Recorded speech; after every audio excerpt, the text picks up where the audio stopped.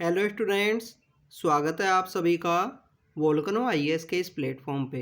Students, अगर हम बात करें इस लेक्चर की तो ये लेक्चर हमारा मेडिवल हिस्ट्री का लेक्चर है, जिसके अंदर हम मेडिवल हिस्ट्री से रिलेटेड जो दिल्ली सल्तनत है उसे स्टार्ट किया था और उसकी जो इम्पोर्टेंट डायनेस्टी हैं जैसे कि स्लेव डायनेस्टी के बारे में हमने रीड किया। उसके बाद में हमने जो खिलजी डायनेस्टी है उसका जो एडमिनिस्ट्रेशन का जो रूल था उन सब के बारे में हमने अंडरस्टैंड करने की कोशिश की।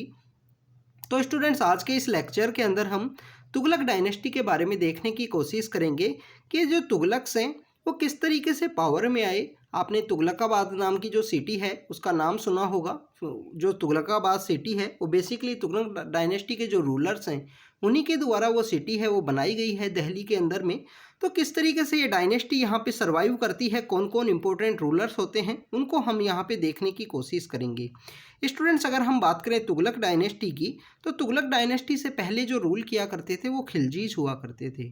और खिलजीज के यहाँ पे जैसे ही अलाउद्दीन खिलजी की डेथ होती है, अलाउद्दीन खिलजी की डेथ होने के बाद में जो मलिक कफूर है वो अपने हाथ के अंदर पावर लेता है और यहाँ पे जो पपेट टाइप के जो किंग्स हैं उनको इस्टेब्लिश करने की कोशिश करता है। स्टूडेंट्स, अलाउद्दीन खिलजी के द्वारा उनके अगेंस्ट में कोई रिबेलियन करता था तो उसके अगेंस्ट में अलाउद्दीन खिलजी का एक यहाँ पे रूल हुआ करता था। अलाउद्दीन खिलजी के द्वारा बेसिकली जो रिबेलियन जो करते थे उन लोगों को ही नहीं, उनकी जो फैमिली है उसको भी यहाँ पे वो दंड दिया करते थे, उनको भी वो पनिश किया करते थे। तो उसकी वजह से जब मलिक कफूर अपने समय में होता है तो वो जिसको भी यहाँ पे पावर के अंदर बिठाने की कोशिश करेगा तो कोई भी कोर्ट के अंदर जो नोबल्स हैं वो उसका यहाँ पे विरोध है, जो उसके अगेंस्ट में प्रोटेस्ट है वो नहीं करते हुए आपको दिखाई देंगे। अगर हम बात करें तुगलक डायनेस्टी की तो तुगलक डायनेस्टी के फाउंडर हुआ करते थे गयासुद्दीन तुगलक। गयासुद्दीन तुगलक जो इस डायनेस्टी के जो फाउंडर हुआ करते थे, फ्रंटियर प्रोविंस के अंदर एक अभी गवर्नर के रूप में काम किया करते थे अलाउद्दीन खिलजी के अंडर में। बट जब इनको लगता है कि अब दिल्ली को जो टेक ओवर करने का जो समय है वो आ चुका है, दिल्ली की गद्दी के ऊपर बैठने का समय आ चुका है, तो उस समय में ये दिल्ली के लिए मार्च करते हैं।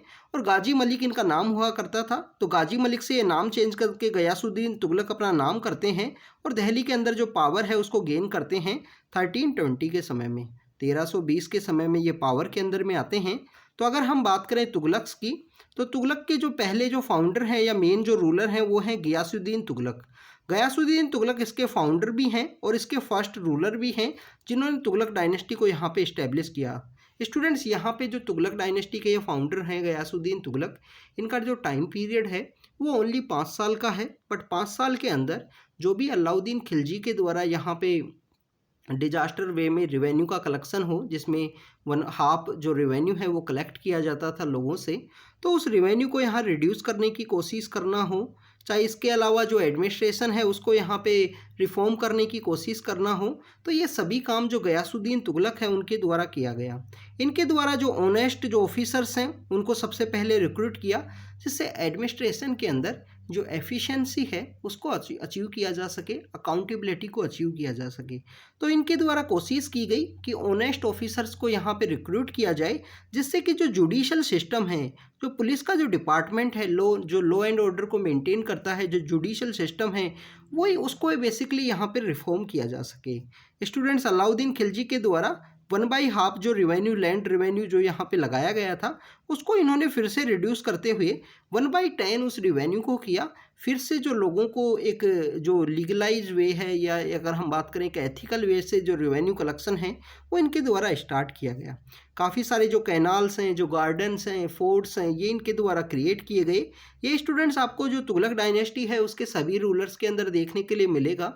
स्पेशल अगर हम बात करें फिरोज शाह तुगलक की, क्योंकि फिरोज शाह तुगलक के द्वारा काफ़ी सारी जो कैनाल हैं वो बनाई गई हैं। और जो इसमें आप ओल्ड दिल्ली के अंदर जो यमुना कैनाल है, इसके अलावा जो हिसार है, जो नॉर्दर्न हरियाणा का जो रीजन है, जो उस समय में पंजाब नाम से जो प्रोविंस हुआ करता था, तो उस सभी के अंदर जो फिरोज शाह तुगलक है उन्होंने भी कैनाल इरिगेशन को काफ़ी ज़्यादा प्रमोट किया है। इवन जो ब्रिटिशर्स हैं, जो ब्रिटिशर्स जब इंडिया के अंदर उन्होंने कैनाल इरिगेशन को स्टार्ट किया तो उन्होंने फिरोज शाह तुगलक को कैनाल इरिगेशन या कैनाल डिपार्टमेंट का यहाँ पे फादर ऑफ कैनाल इरिगेशन के रूप में रिकॉग्नाइज किया था इंडिया के अंदर। स्टूडेंट्स, अगर हम बात करें गयासुद्दीन तुगलक की तो इनके द्वारा यहाँ पे मिलिट्री है उसको रिफॉर्म करने की कोशिश की गई। मिलिट्री के अंदर जो हॉर्स यहाँ पे काम आते थे उनको ब्रांड करने की कोशिश की गई, उनको दाग किया जाता था, उनको एक जो ब्रांडिंग है वो प्रोवाइड की जाती थी। इसके अलावा स्टूडेंट्स जो सोल्जर्स हैं उनके रोल को यहाँ पे डिस्क्रिप्टिव वे में लिखा गया है, डिटेल वे में कि इन सोल्जर्स का क्या क्या काम है। तो मिलिट्री को भी रिफॉर्म करने की कोशिश की। आप देखिए गयासुद्दीन तुगलक के द्वारा यहाँ पे जो सर्विस का जो डिपार्टमेंट है जिसमें जुडिशियल और पुलिस सर्विस है उन सबको चेंज करने की कोशिश की। रेवेन्यू के डिपार्टमेंट को यहाँ पे रिड्यूस किया, 1/10 उसको फिर से यहाँ पे इस्टेब्लिश किया जो 1/2 चला गया था। इसके अलावा स्टूडेंट्स यहाँ पे जो कैनाल है उनको यहाँ पे इस्टेब्लिश किया गया। और इनके द्वारा जो सोल्जर्स का जो रोल है, ये अगर हम बात करें जो हॉर्स को यहाँ पे ब्रांड करना है, उसको दाग देना है, तो वो बेसिकली उन सिस्टम को यहाँ पे लेके आए जिससे मिलिट्री के अंदर रिफॉर्म किया जा सके। स्टूडेंट्स ये काफ़ी ज़्यादा पैट्रोनाइज किया करते थे। इनके द्वारा जो आमिर खुसरो हैं, हसन दहलवी हैं, इन सभी को सुल्तान का जो फेवर है यहाँ पे कंटिन्यू मिलता रहा। दिल्ली के अंदर ही इन्होंने एक सिटी है तुगलकाबाद के नाम का जो जगह है उसको इस्टेब्लिश करने की कोशिश की गई। काफ़ी मैसिव सिटी हुआ करता था, काफ़ी सिंपल सिटी हुआ करता था। जो डबल डोम है वो यूज किया करते थे। तुगलक्स के आर्किटेक्चर को अगर आप आर्ट एंड कल्चर के अंदर रीड करने की कोशिश करोगे तो तुगलक्स के द्वारा जो डबल डोम स्ट्रक्चर है उसे यूज किया जाता था। तो स्टूडेंट्स इनके द्वारा जो तुगलकाबाद है वो इस्टेब्लिश की गई। बस इसी तुगलकाबाद के एक पेविलियन है उसमें ये बैठे होते हैं अखबानपुरा के अंदर में, और वो कोलैप्स होता है और कोलैप्स होने के साथ ही इनकी डेथ हो जाती है 1325 में। उस समय में ये बंगाल के एरिया के अंदर जाके आए थे। बंगाल के एरिया के अंदर जो रिबेलियन है उसको देख के आए थे, उसको रिबेलियन को क्रश करने की कोशिश की गई थी। और इनके बाद में इनका जो बेटा होता है जोना खान, जोना खान यहाँ पे मोहम्मद बिन तुगलक के रूप में पावर के अंदर आता है, जो एक पगला राजा के रूप में जिसको रिकॉग्नाइज किया जाता है मेडिवल हिस्ट्री के समय में, क्योंकि मोहम्मद बिन तुगलक के द्वारा कुछ ऐसे डिसीजंस लिए गए थे वो उस समय के अकॉर्डिंग वो यहाँ पे फुलफिल नहीं हो पाए। उस समय की जो लोगों की एस्पिरेशन थी या डिमांड थी उसको वो फुलफिल नहीं कर सके। बाकी इनके द्वारा जो डिसीजंस लिए थे उस डिसीजंस विजनरी डिसीजंस थे, समय के अकॉर्डिंग वो वहाँ पे सही नहीं थे, बट इनके डिसीजंस काफ़ी राइट हुआ। अगर हम बात करें लॉन्ग टर्म में काफ़ी राइट है इनके डिसीजंस। तो जोना खान यहाँ पे पावर में आते हैं और जोना खान यहाँ पे 26 ईयर्स रूल करते हैं, जिनको मोहम्मद बिन तुगलक के नाम से आप जानते हैं।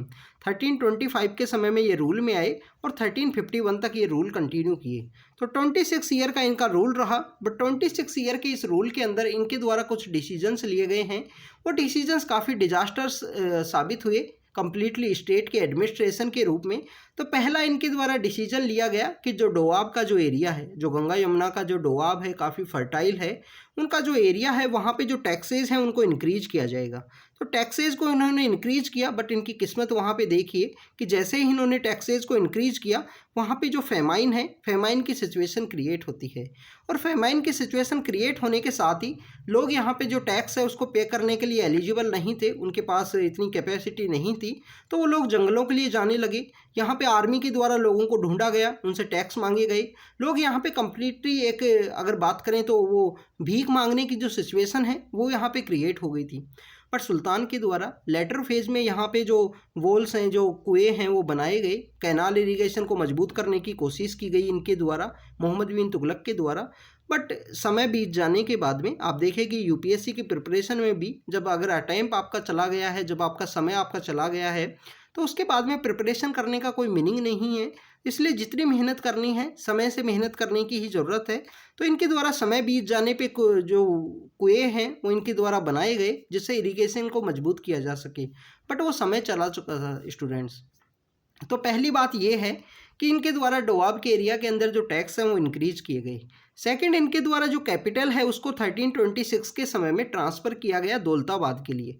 अब इनके द्वारा जो दौलताबाद, उसको देवगिरी के नाम से जाना जाता था। आपने अलाउद्दीन खिलजी का जब हमने रीड किया था तो उस समय में हमने देखा था कि कैसे दौलताबाद को, वो दौलताबाद में जो यादव डायनेस्टी रूल किया करती थी, तो उसको टेक ओवर करने की कोशिश करेंगे, उसको डिफीट करने की कोशिश करेंगे अलाउद्दीन खिलजी के द्वारा। तो उसी देवगिरी को ये रीनेम करते हैं दौलताबाद के रूप में। इसके बिहाइंड में इनका लॉजिक ये था कि दौलताबाद की जो सिचुएशन है वो डेक्कन के एरिया में गिरती है, तो नॉर्दर्न इंडिया को जिस तरीके से जो रिबेलियन है या इन्वेजन है वो देखने के लिए मिलते हैं, नॉर्थ वेस्ट के एरिया से मंगोल इन्वेजन जो देखने के लिए मिलता है, तो उसको भी आप डील कर सकते हो। इसके साथ साथ इन्होंने जो दौलताबाद को जब इन्होंने कैपिटल के रूप में ट्रांसफ़र किया तो वहाँ पे काफ़ी सारी जो बिल्डिंग्स हैं वो इनके द्वारा कंस्ट्रक्ट की गई। अगर हम बात करें कि शुरुआत के फेज़ में लोग वहाँ पे जाने के लिए तैयार नहीं थे, तो इनके द्वारा वहाँ पे काफ़ी रिग्रियसली वे में लोगों को वहाँ पे ट्रांसफ़र किया गया। इब्न बतूता जो मोरक्कोस के जो ट्रैवलर हैं, इंडिया में मोहम्मद बिन तुगलक के समय में विजिट किए थे, तो इब्न बतूता बताते हैं कि इंडिया जो दिल्ली का उस समय का जो समय हुआ करता था, मोहम्मद बिन तुगलक के समय में जब कैपिटल को ट्रांसफ़र किए थे 1326 के समय में, तो उस समय में स्टूडेंट्स कि दिल्ली के अंदर क्या तो कोई ब्लाइंड पर्सन था या कोई, अगर हम बात करें कोई मेमना है या कोई भेड़ का बच्चा है, तो वो यहाँ पे देखने के लिए मिलते थे। दिल्ली से सभी लोगों को यहाँ पे दौलताबाद के लिए ट्रांसफ़र किया गया। तो जब ट्रांसफ़र किया गया, जब माइग्रेशन देखने के लिए मिलता है, तो स्टूडेंट्स वहाँ पे कंप्लीटली जो एडमिनिस्ट्रेशन अगर माइग्रेट करता है तो एडमिनिस्ट्रेशन की जो एफिशिएंसी है वो रिड्यूस होती है। एडमिनिस्ट्रेशन की एफिशिएंसी रिड्यूस होने के साथ साथ ही आपको देखने के लिए मिलेगा कि काफ़ी सारे लोगों की जो यहाँ पे मार्च कर रहे हैं दिल्ली से दौलताबाद के लिए, उसी समय में डेथ हो जाती है। तो ये एक कम्प्लीटली जो स्टेट है उसका फेलियर है। सेकंड, यहाँ पे इनके द्वारा एक टोकन करेंसी का जो डिसीजन लिया गया, कॉपर की जो करेंसी है उनके द्वारा स्टार्ट की गई, और कॉपर की करेंसी स्टार्ट तो की गई थी, वो एक काफ़ी सही डिसीजन था लॉन्ग टर्म वे में। बट स्टूडेंट उस समय में ना तो कोई ऐसी मशीनरी हुआ करती थी जो प्रॉपर स्टैंडर्ड ऑफ कॉइन को बता सके। इसके अलावा इसमें देखने के लिए ये मिला कि जैसे ही इनके द्वारा जो कॉपर कॉइन है वो स्टार्ट किए गए, उसको एज ए टोकन करेंसी के रूप में इनके द्वारा स्टार्ट किया गया, तो लोग यहाँ पे अमीर होते गए और स्टेट यहाँ पे गरीब होता गया। स्टेट की जो ट्रेजरी है, स्टेट का जो खजाना है वो लगभग खाली होता गया। ट्रेड यहाँ पे रिड्यूस हो गया, बाहर के जो फॉरेन के जो ट्रेडर्स हैं उनके द्वारा टोकन करेंसी को एक्सेप्ट नहीं किया गया। स्टूडेंट्स इवन जब टोकन करेंसी को इन्होंने विड्रॉ किया तो इनके द्वारा यहाँ पे डिसीजन लिया गया कि गोल्ड और सिल्वर के जो कॉइन्स है वो यहाँ पे दिए जाएंगे उन लोगों को। तो देखिए कि उस समय के अकॉर्डिंग इनका जो डिसीजन था वो कितना गलत साबित हुआ। इसके अलावा अगर हम बात करें स्टूडेंट्स 1328 के समय में जब मंगोल्स को पता लगा कि जो मोहम्मद बिन तुगलक हैं वो दौलताबाद के लिए अपनी कैपिटल लेके चले गए हैं, तो मंगोल यहाँ पे दिल्ली के लिए अपना अटैक करते हैं। और जब अटैक करते हैं तो इस समय मोहम्मद बिन तुगलक को लगता है कि अब डिफीट तो इनको कर नहीं पाएंगे, तो उनको कुछ पैसा देके उनको यहाँ से दिल्ली से वापस भेजने की कोशिश करते हैं। तो ये मनी जब इनके द्वारा पेड किया जाता है तो मंगोल्स को एनी हाउ सेकेंड अटैक के लिए वो इनवाइट कर रहे थे। आप देखिए कि जैसे ही एक अटैकर है, कोई इन्वेजन किया है, उसको पैसा दिया गया है, उसके बाद में वो वापस तो जाएगा नहीं, वो 1 साल बाद में फिर से अटैक करेगा। फिर से अटैक करने के साथ ही आपको देखने के लिए मिलेगा कि मंगोल्स की जो प्रॉब्लम है इसको ये कंटिन्यू इनके द्वारा रखा गया, उसको ये रोक नहीं पाए। वर्ल्ड कन्क्वेस्ट का इनका एक सपना हुआ करता था कि कंप्लीटली जो वर्ल्ड है उसके ऊपर तुगलक डायनेस्टी के जो रूलर हैं MBT मोहम्मद बिन तुगलक का रूल रहे। तो वर्ल्ड कन्क्वेस्ट की इनके द्वारा स्टार्ट की जाती है। सबसे पहले ये हिली एरिया में अपनी आर्मी को भेजते हैं, बट हिली एरिया के जो चीफ्टेन्स अपने आप को यहाँ इंडिपेंडेंट डिक्लेयर कर चुके थे, उनके द्वारा इनकी आर्मी जो 1 लाख की आर्मी इनके द्वारा सेंड की गई थी, उसके सिर्फ 10 सोल्जर्स वापस आते हैं। और 10 सोल्जर सिर्फ ये बताने के लिए आते हैं कि हमारे वहाँ पे जो बाकी सेना है उसको वहाँ पे मार दिया गया है। स्टूडेंट्स अगर हम बात करें कुछ पॉजिटिव एस्पेक्ट्स की, मोहम्मद बिन तुगलक के पॉजिटिव एस्पेक्ट्स इस तरीके से हैं, astrology, mathematics, even logical thinking के ये काफ़ी इंपॉर्टेंट पर्सन हुआ करते थे। इनके द्वारा बेसिकली अगर इनको मैड किंग का जो दर्जा है, जो स्टेटस है वो दिया गया है, तो उसको ये काफ़ी खुशी से एक्सेप्ट किया करते थे। इसके अलावा ये इतने यहाँ पे जीनियस वे में इनकी जो आपको देखने के लिए मिलता है कि काजी के द्वारा ऑर्डर दिया गया था कि सुल्तान को है जो 26 कोड़े हैं, 21 कोड़े या 26 कोड़े हैं जो मारे जाएंगे, और इतने कोड़े मारने के बाद में सुल्तान ने अपना जो ये सज़ा है उसको एक्सेप्ट किया। इसके अलावा स्टूडेंट्स अगर हम बात करें कि जितनी भी लग्जरी हुआ करती थी, जैसे आप देखिए कि मौज मस्ती जो करने की जो इनके जो साधन हुआ करते थे, इन सभी लग्जरीज से, वाइन का पीने से, इन सभी लग्जरीज से इन्होंने अपने आप को दूर रखा और इन्होंने कम्प्लीटली जो स्टेट है उसके एडमिनिस्ट्रेशन के रूप में अपना काम करते रहे। बट सभी डिसीजंस इनके समय के साथ में गलत होते रहे। कुछ यहाँ पे हम किस्मत का नाम भी ले सकते हैं कि जैसे ही डोआब के अंदर टैक्सेज इंक्रीज हुआ, इनके वहाँ पे जो फेमाइन है वो सिचुएशन क्रिएट हुई। स्टूडेंट्स मोहम्मद बिन तुगलक के बाद में नए रूलर आते हैं फिरोज शाह तुगलक, और फिरोज शाह तुगलक जब यहाँ पे पावर के अंदर में आएंगे तो इनके द्वारा जो मोहम्मद बिन तुगलक के समय में जो भी यहाँ पे एडमिनिस्ट्रेशन का जो फेलियर था उसको ये रिजोल्व करने की कोशिश करेंगे। सबसे पहले ये बंगाल के ऊपर अटैक करेंगे।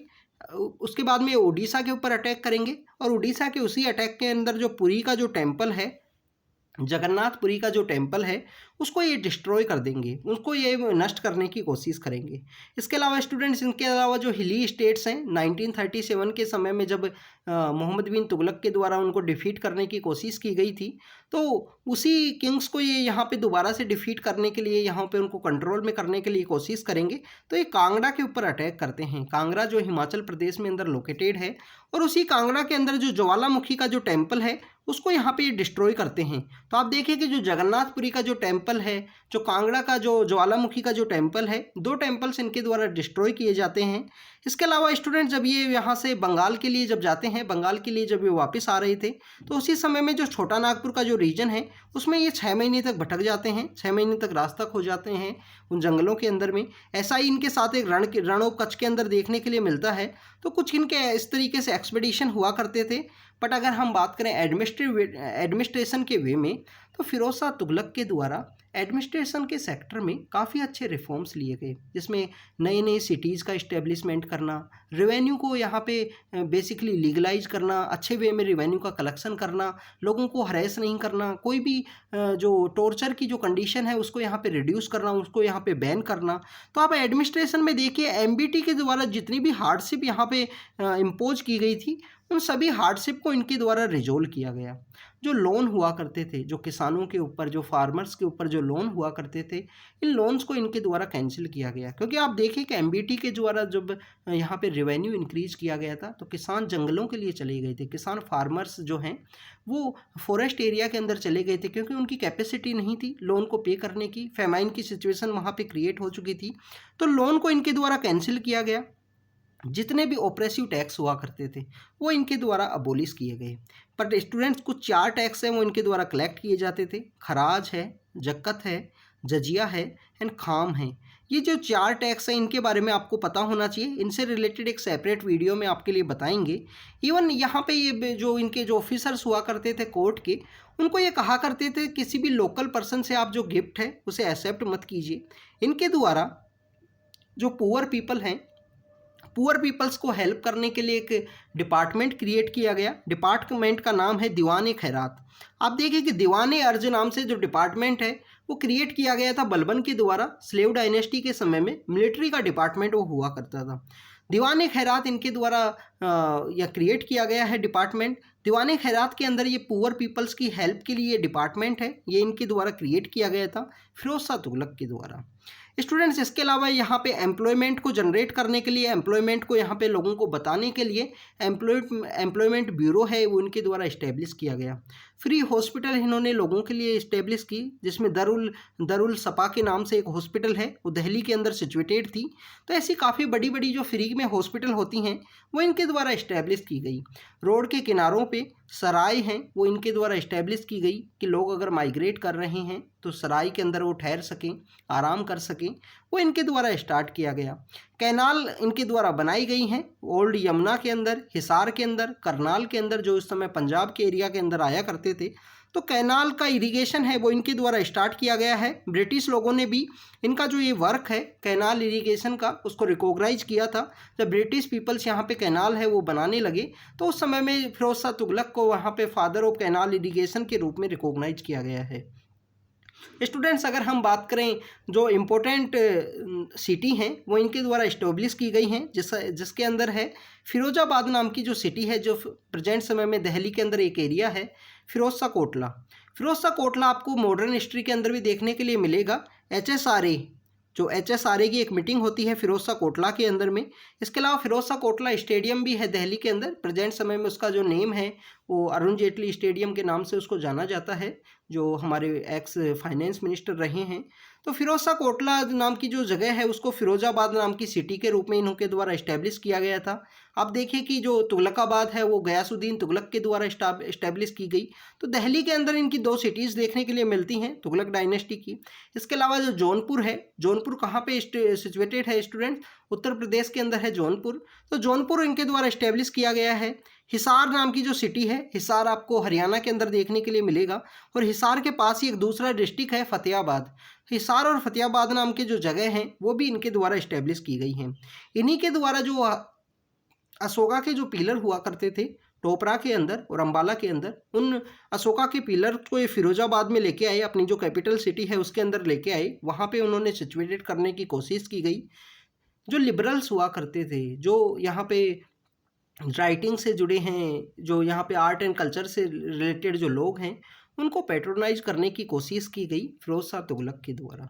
इन्हीं के समय में संस्कृत के काफ़ी सारे जो वर्क हैं, संस्कृत के जो काफ़ी सारे वर्क हैं, उनको पर्शियन में ट्रांसफ़र करने की कोशिश की गई, जिसके अंदर आपको दयाली फिरोज शाही नाम की एक किताब है वो देखने के लिए मिलती है। ये किताब यहाँ पे जो संस्कृत से पर्शियन के अंदर ट्रांसफ़र की गई, काफ़ी सारे जो अन इस्लामिक जो टॉर्चर जो हुआ करते थे वो इनके द्वारा अबोलिश किए गए। काफ़ी सारे जो अन इस्लामिक जो टॉर्चर हैं जो हुआ करते थे लोगों के ऊपर, या पुलिस जो सर्विस है उसके द्वारा जो टॉर्चर किए जाते थे, उन सभी को यहाँ पे अबोलिश करने की कोशिश की फिरोज शाह तुगलक ने। स्टूडेंट्स, बट इनके द्वारा कुछ ऐसे डिसीजंस भी हैं जो यहाँ पे मेजोरिटी ऑफ पीपल्स के अगेंस्ट में थे। जैसे जजिया बेसिकली जो नॉन मुस्लिम जो पर्सनस होते हैं उनके ऊपर ये जो टैक्स है वो लगाया जाता है। तो इन्होंने बेसिकली जो जजिया का जो टैक्स है वो ब्राह्मण्स के ऊपर भी लगा दिया गया था, क्योंकि जजिया का जो टैक्स है वो ब्राह्मण्स के ऊपर नहीं लगाया जाता था, पर जजिया का टैक्स इनके द्वारा ब्राह्मण्स को भी यहाँ पे कवर करने की कोशिश की गई। इसके अलावा स्टूडेंट जागीरदारी को इन्होंने रिव्यू किया था, जागीरदारी को फिर से इनके द्वारा इस्टेब्लिश करने की कोशिश की गई, जिस जागीरदारी को अलाउद्दीन खिलजी के द्वारा डिसकंटिन्यू कर दिया गया था। दीवाने बंगदान नाम से एक जो यहाँ पे डिपार्टमेंट है वो क्रिएट किया गया। ये डिपार्टमेंट बेसिकली जो स्लेव पीपल्स हैं, स्लेव पीपल्स की यहाँ पे हेल्प करने के लिए डिपार्टमेंट है वो इनके द्वारा क्रिएट किया गया। बट इसका एडमिनिस्ट्रेशन के अंदर आपको इफेक्ट देखने के लिए मिलता है कि जो स्लेव्स हैं उनकी जो है संख्या है वो यहाँ पे इंक्रीज होती है और एडमिनिस्ट्रेटिव एफिशिएंसी को ये रिड्यूस करते हैं। तो दीवाने बंगादान नाम का जो डिपार्टमेंट है, दीवाने बंगादान, वो नाम का डिपार्टमेंट इनके द्वारा इस्टेब्लिश किया गया है फिरोज शाह तुगलक के द्वारा। जजिया के अंदर ब्राह्मण्स को कवर किया है। तो ये कुछ फिरोज शाह तुगलक है एमबीटी के बारे में, इवन द गियासुद्दीन तुगलक के बारे में इंपॉर्टेंट इन्फॉर्मेशन है, जिसके अंदर आप देखिए कि हमें जो खुसरो हैं उनको भी पैट्रोनाइज करते थे गियासुद्दीन तुगलक, हसन दहलवी हैं उनको भी पैट्रोनाइज किया करते थे। एमबीटी यहाँ पे काजी के जो कोड़े हैं वो खाने के लिए तैयार होते थे, बट कुछ डिसीजंस ऐसे लिए थे, चाहे कैपिटल ट्रांसफ़र है, टैक्स का इंक्रीज करना हो, टोकन मनी स्टार्ट करना हो, मंगोल्स को पैसे दे के वापस सेंड करना हो, और इसके अलावा जो कन्क्वेस्ट का इनका एक इरादा था। तो कुछ ऐसे डिसीजन जो काफ़ी इनके लिए उल्टे यहाँ पे साबित हुए, और फिरोज शाह तुगलक जिनके द्वारा कैनाल इरिगेशन है उसको इस्टेब्लिश किया गया, नए नए शहर हैं वो इनके द्वारा इस्टेब्लिश किए गए, और 4 इंपॉर्टेंट जो टैक्स हैं जिसमें खराज है, जक्कत है, जजिया है और खाम है, ये 4 टैक्स हैं वो लगाए गए हैं जनता के ऊपर में। तो टैक्सों को यहाँ पे रेशनलाइज करने की कोशिश की, रिफॉर्म करने की कोशिश की गई इनके द्वारा। तो ये बेसिकली स्टूडेंट्स तुगलक डायनेस्टी के बारे में था। नेक्स्ट डायनेस्टी हम जब 1388 के समय में फिरोज शाह तुगलक की जब डेथ होती है तो उसके बाद में स्टूडेंट्स इनके जो ग्रैंड सन्स हैं वो पावर के अंदर में आते हैं और ये काफ़ी समय तक रूल करते हैं। फिर 1398 के समय तैमूर का अटैक होता है इंडिया में, और तैमूर के अटैक के बाद में वहाँ पे जो तैमूर अपने जो भाई भतीजे हैं उनको इस्टेब्लिश करके जाता है। तो आपको उनका बारे में देखने के लिए मिलेगा, तो नेक्स्ट लेक्चर में हम कवर करने की कोशिश करेंगे और उसके बाद में हम लोधी डायनेस्टीज को कवर करेंगे। तो स्टूडेंट्स ये हमारा तुगलक डायनेस्टी से रिलेटेड लेक्चर था। आप बने रहिए हमारे साथ, हम आपको इसी तरीके से अपडेट करते रहेंगे। Thank you students, thank you very much.